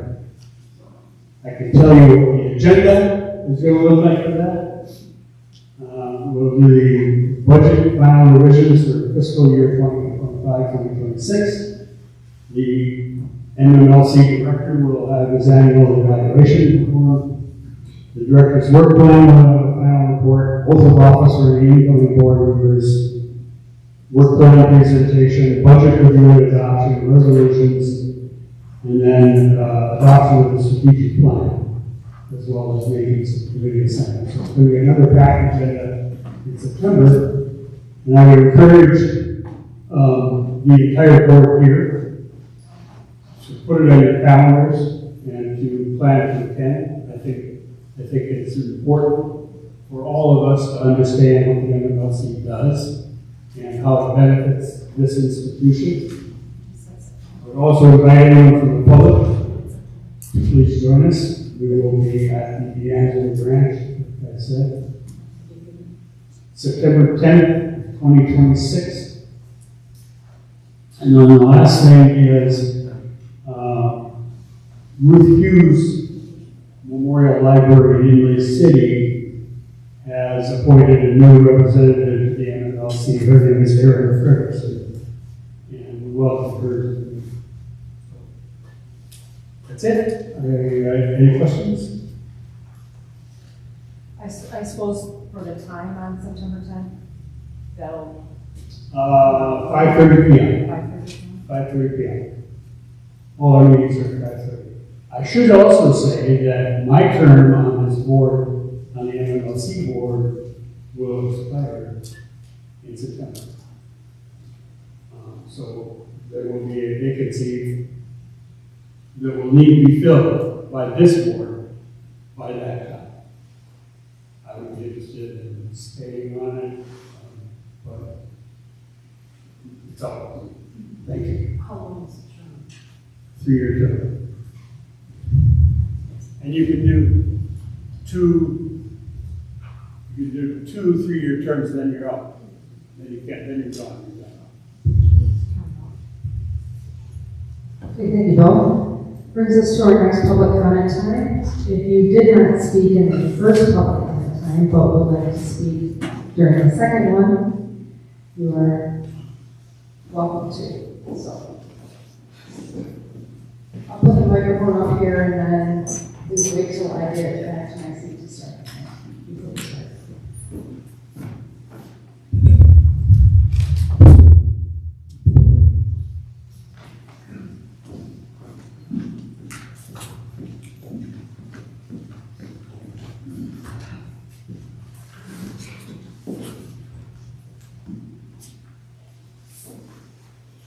Susan Moore, Lapeer Township.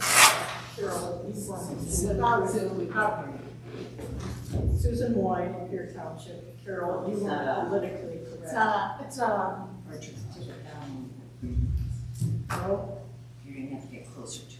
Hello? There we go. Susan Moy, Lapeer Township. Carol, you weren't politically incorrect. You were in violation of the law.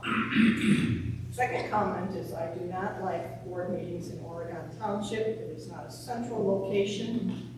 And considering the roads I had to drive on Monday to get there, not a good place for winter meetings either. And I have not heard any comment from the board about Mr. Bannister's second job with a private equity firm and his love of the word.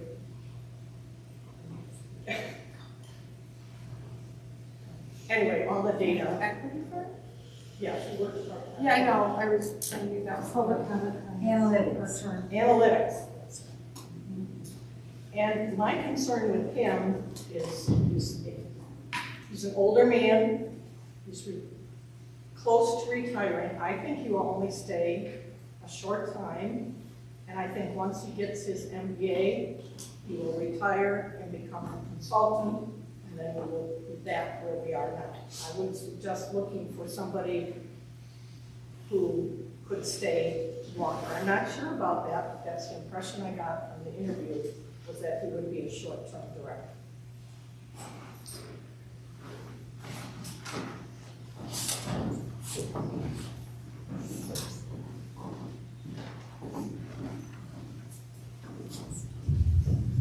Hello, Kelly Nolan, Lapeer Township.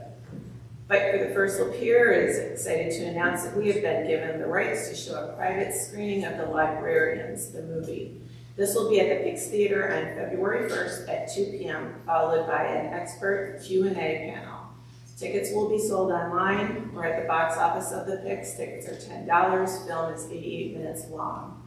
The Librarians, the documentary. I'm going to read you a short synopsis. Once upon a time, now in America, political polarization has placed librarians under siege as an unprecedented wave of book bans sweeps through Texas, Florida, and beyond. As the crisis escalates, these unlikely figures find themselves on the front lines of democracy. In October 2021, Texas House Representative Matt Krause circulated a list of 850 books for schools to review for obscene and race-related content, urging officials to develop standards to remove pornography and any material that might cause students discomfort, guilt, or anguish. The majority of the targeted titles centered on race and LGBTQ+ themes. Parental right groups such as Moms for Liberty quickly mobilized nationwide, transforming isolated book challenges into a coordinated movement. Librarians, often unprotected and under-resourced, became primary targets. With unprecedented access to this growing resistance, The Librarians, which premiered at Sundance Film Festival, follows those fighting back against censorship across America. We meet a U.S. Army veteran fired for refusing to remove books addressing race, after which county commissioners facing a lawsuit alleged First and 14th Amendment violations attempted to shut down the public library itself. In New Jersey, a school librarian uncovers coordinated efforts between parental rights organizations and a national campaign to undermine public education, culminating in personal attacks, branding her a pornographer, pedophile, and groomer. In Louisiana, a nationally recognized librarian endures death threats in her home parish, where she previously lost 12 students to suicide after they felt othered. As legislation spreads proposing to criminalize librarians for distributing allegedly pornographic materials to minors, tensions reach a breaking point. A real-life Fahrenheit 451 for our time. Director Kim A. Snyder's gripping documentary traverses small-town America through intimate interviews and rich archival footage revealing the story of librarians as everyday Americans who have become extraordinary defenders of democracy, risking their livelihoods, safety, and freedom to protect one of our most fundamental rights, the freedom to read. Thank you. What is it? February.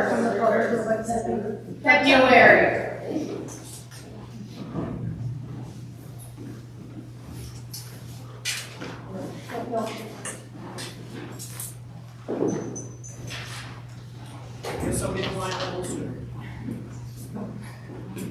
Good morning, Brian Kinsey, President, District Library. I just want to let the folks behind us know that the meeting that you were talking about, Bill, I don't know that you won't necessarily need the public at that meeting. I know what those meetings are, and I'm not sure that would necessarily be warranted, but definitely a trustee on the board would want to attend one of those meetings. Again, going back to your candidate, as I mentioned at your meeting, I didn't see any really any major red flags. I think that he is probably more than capable of running the district library. My only concern is, as a librarian, it was quite clear to me that he's going to take your marching orders and he's going to do whatever you want him to do. And that was unsettling for me, because you do need someone that is going to check and balance you, just as you check and balance that person. I think it is a give and take relationship that we all have. And any given library professional who is a true professional is willing and able to step up when it's necessary and say, what you're doing, although I understand the big picture, and I can appreciate your desire to protect children, we do, as professionals, have mechanisms in place that already do that. The problem is, you don't like our mechanisms. So you're trying to recreate other mechanisms that work for you. This is not how public libraries operate. And if we could only come to the table and have a dialogue like we're having right now, a civil dialogue to work things out and have that discussion, I'd be happy to do that. Maybe instead of inviting someone from the community to sit on your personnel committee that hires a library director, maybe you should have reached out to me. I actually have 30 years of experience in the industry, and I live in your district.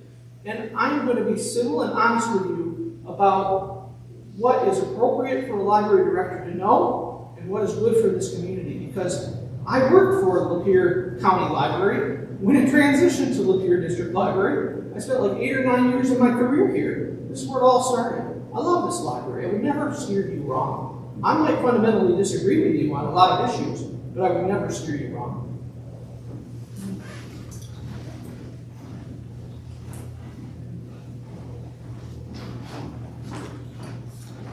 Hello, my name is Gigi Griffith. So first I want to say, I was not only disappointed, I was appalled that you would ask, which again, not a politically incorrect, blatantly illegal question about whether your interview candidate was married. You also just did not ask him any questions about salary. So you were instead asking illegal questions instead of basic questions. And then when it comes to me, Earl, the dying girl, I don't know about you guys, I do kind of remember being a teenager. I don't think the book is trying to sexually titillate children. I think, if you look at the context of those quotes, context matters. I think they're just children speaking as teenagers. Words can be used in a lot of different contexts. If you think about the F word has multiple different ways you can use it. Not often always in a sexual context. I don't know about you guys, I grew up with lots of different people. For example, my cousins grew up in the British school system, so they use the C word a lot. Because in English countries, the C word is used in a joking manner. It is not used like that here. So when they would come to America, they'd be like, oh, you C word, to each other as a joke. It was shocking to me. Whereas to them, they're just goofing off. Not so here, whereas I know people in their 40s who won't even use, like, shoot, because that's too much for them. Everyone has a different comfortableness. I think it's just the book using language. And that's where it comes to each individual parent being like, okay, we're going to skip this book before we give it to our child. We're going to be like, are we comfortable with this? Lots of teenagers, particularly nowadays, are used to profanity. Most cable has profanity in it. Most streaming services has profanity in it.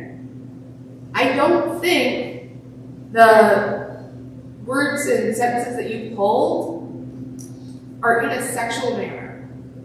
Or at least done in a way that's meant to sexualize children that you think it is. And also, I hate to break it to you, teenagers do have sex. Like, I remember growing up, I read the Gossip Girl series. Those were pretty racy books. I wasn't out having sex because of those books, but I did read books where children were like, teenagers were like heavily making out, and like one of the main characters, like plot points, she was constantly trying to lose her virginity. Kids were constantly drinking and doing drugs. I was like, wow, what a weird, wild thing. And then I went back to like hanging out with my friends and painting our nails and like secretly playing with Barbies. But like, to each their own. Just because you read about something. Is there anyone else on the board?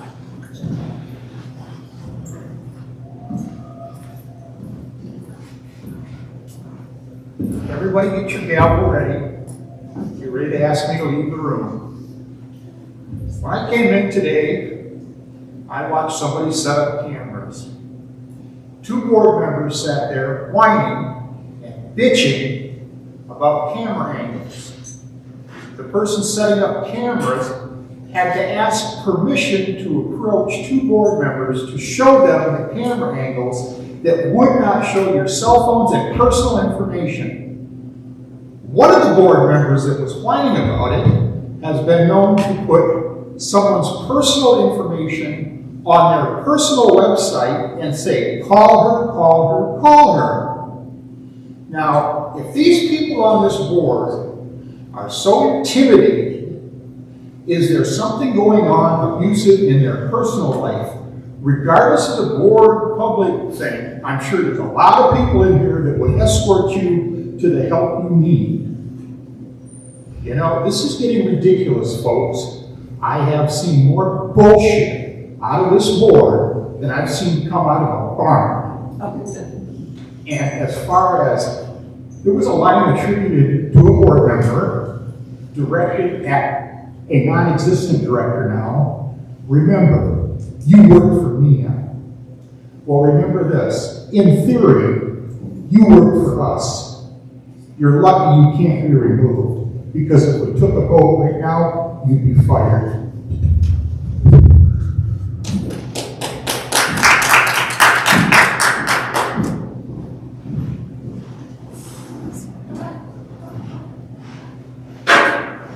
So I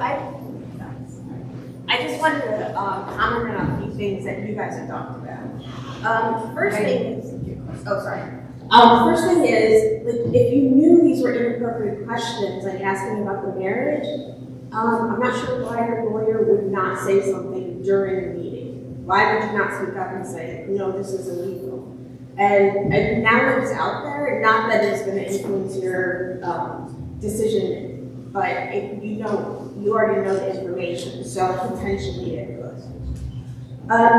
Also, the fact that you are looking at this single candidate and not taking into consideration anyone else, to me, that shows how desperate you are for a candidate or for somebody to be the director, which you should be. However, it's like you should be considering other people as well.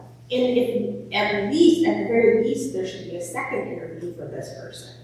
But the people that you say you've looked at online, these are not people who have applied.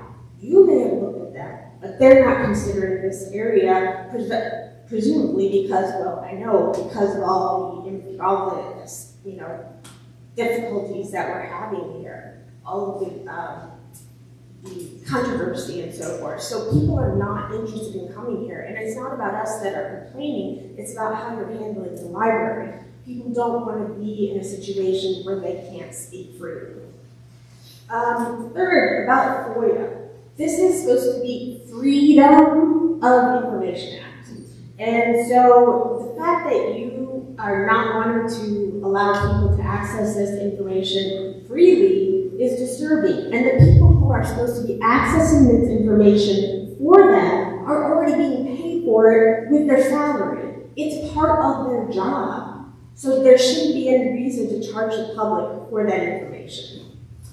Fourth, I find it interesting that you are willing to make people drive to Oregon Township and have a less convenient area, and you're not willing to pay $100 for this facility, but you're more than willing to pay, I don't know how much money now, for the lawyer.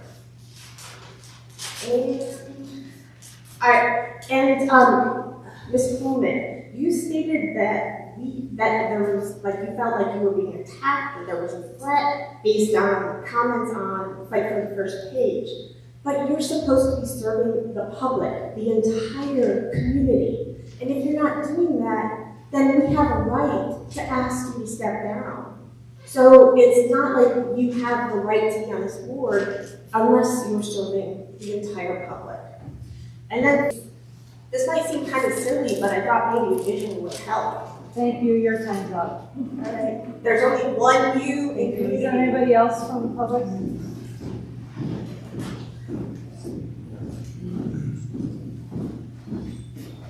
Karen Pacheco, Metamora, thank you for keeping meetings at a time when the majority of the working public, the majority of the people who could count for you, cannot come at 10 a.m. on a Thursday. When, you know, and again, that Oregon Township, I've been there. It is a nice building, but it is out of the way. It's going to be a farther drive for people. It's less central. But, you know, the teachers, the students cannot come to these meetings and voice their opinions. And these are the people in it. These are a lot of the people using the library. So, Peggy, I thought of you over Christmas. I went to the DIA, the wonderful, wonderful art museum we have in Detroit. And I was walking around some of these galleries, and there are 3D sculptures of women's breasts. There are people embracing nude in these galleries, in sculptural form, and beautiful art. And guess what? This was actually the faith gallery, the religious gallery that had this art in it. And I thought, there's a new cause for you. You know, tax money from 3 counties goes to that museum. And oh my gosh, it's right there. That nudity is right there. But you're not fighting that. You're fighting words on a page. You're fighting images on a page. And by the way, please stop mischaracterizing why I blocked that image in the video from the October Lapeer Township meeting. It's because I posted it on YouTube. And when I post things on YouTube, I have agreed to not put nudity or sexuality. That is the agreement I have, and that's why I blocked it. And please do not attribute anything else to it. You know, I find it so interesting that anyone could get to this age and not realize that there are like literally thousands of books in every library that have words like the ones you read today. Peggy, by the way, thanks for the great book recommendation. I loved Me and Early and the Giant Girl, and I would recommend it to certain youth that I thought could handle it because it was an excellent piece of literature. And I think maybe that's what you're missing here. You may not understand good literature. But for so long, people use this word snowflakes to refer to the people on the right and use it to refer to people on the left. But here we want people who want trigger warnings on books. Books that are just normal language that a lot of people use. And like, parents don't already know they need to review books before their kids read them. Most of the parents I know do that. Or they have an open line of communication to talk to their kids if something comes up here that concerns them. Parents have already been doing this forever. They don't need you stepping in. Let parents do their job. Let parents make the determination.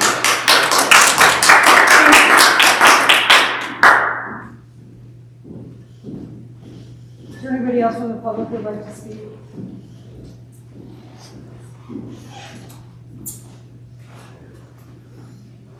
Hey everybody, I'm John DeAngelis, Oregon Township. You know, I wanted to thank all of you for serving here on this board. It's a heavy responsibility, and it's one that I know none of you take lightly. You know, you have all been appointed by those who have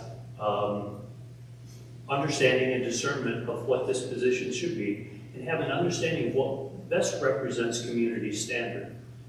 And they have saw fit that each one of you best represent the community standard for this community. You know, that qualification comes under the guidance of further legislation from Article 8 of our own Michigan Constitution, in which libraries are placed under the heading of education. And I really, as you know, all of you know, I sit on the Lapeer School Board as well. And so I take my oath very seriously, as I swore to not only to the United States Constitution, but the Michigan Constitution, and especially that under Article 8, which is about education here for Michigan. So I would encourage you, the same as I've been encouraged, under the guidelines and direction of Section 1 of our own Michigan Constitution. And it says, religion, morality, and knowledge being necessary to good government and the happiness of mankind. Schools and the means of education shall forever be encouraged. And I follow the Michigan Constitution and also encourage you to follow your faith and your understanding of what our common sense of morality is in this country as to making your decisions as to what our library should look like.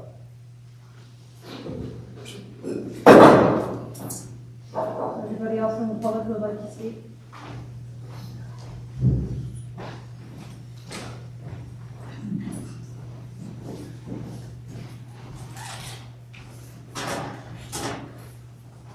Scott McMahon, Deerfield Township, and I'm on the county commission. This is the first library board meeting that I've been to, and I'm glad to have been here and to listen to the public and to listen to and watch how you professionally conducted your meeting. And you are, from what I'm seeing, and this isn't, I'm not walking into this meeting blind to what's been going on. I try to stay informed. But from what I'm seeing, you're really implementing common sense solutions. There's a lot of false claims about and accusations of you trying to burn books, or and I do agree that there is a genre of books that's a relatively new genre in the last 10 or 15 years that has nefarious intent towards the children, and finding a way to protect the children, to protect parents and families, and to really disclose to parents what their children are reading so that they're empowered to make those decisions is really important. And you're working against the current of a larger bureaucracy of the library system to get that done. And that's evidenced by what you just said, Peggy, there were all of these different reviews, and not a single one of them warned parents about what their child might be reading. And that right there should be shocking to every single person in this room. But there's a lot of duplicity in this room. Just like there were attacks on one board member for asking about marriage, but then there was another community member that said that you shouldn't hire this person because he's too old. That's age discrimination. So then there's a lot of attacks against you for not hiring someone. You bring somebody and then they attack you for, why aren't there more candidates? That's duplicity. That reminds me of a really great book, Shakespearean book, Much Ado About Nothing, which is really about a lot of people talking and nobody understanding. I'll leave that. Is there anybody else from the public who would like to speak? Seeing none, I will close public comment time. Next, I just need a motion to adjourn. So moved. Moved by Bill. Seconded by John. All those in favor say aye. Aye. All those opposed? Meeting adjourned.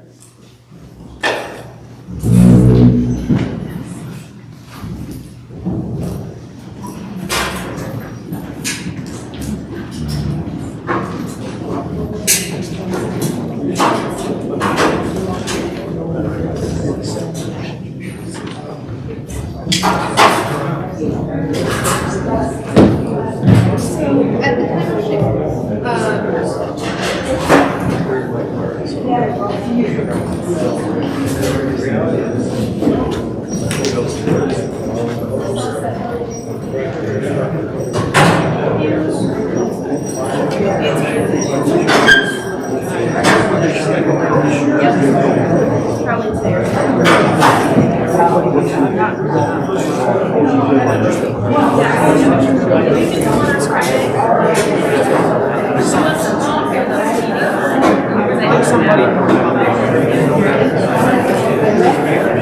So